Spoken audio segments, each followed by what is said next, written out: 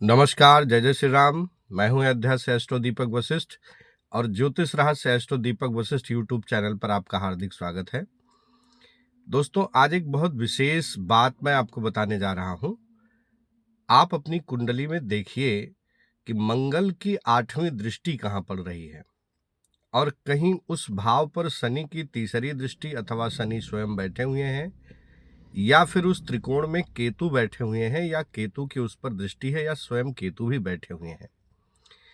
जिस भी भाव पर मंगल, शनि और केतु की दृष्टि 8वीं, 5वीं और तीसरी जिस भाव पर ये एकाग्र हो जाएगी, अथवा इन तीनों ग्रहों की युति हो जाएगी, अथवा जिस त्रिकोण में ये तीनों बैठ जाएंगे, उससे जुड़ा हुआ सुख आपको कतई प्राप्त नहीं हो सकता।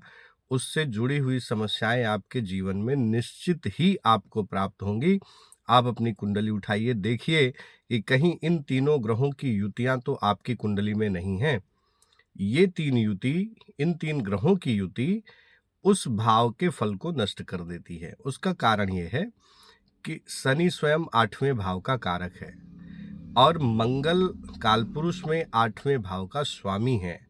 मंगल भी दुर्घटना की दृष्टि से उसका कारक होता है और उसकी जो रहस्यवादी प्रकृति है, उसके कारण केतु 8वें भाव का को रूलर होता है। इसलिए ये तीनों ही जब अष्टमेश या अष्टम भाव को एक्टिवेट करते हैं, तो उस भाव से संबंधित जो फल आपको प्राप्त होना है वो नष्ट होने लगता है।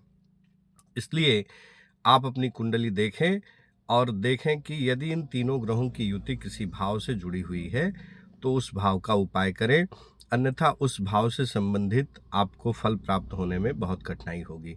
धन्यवाद।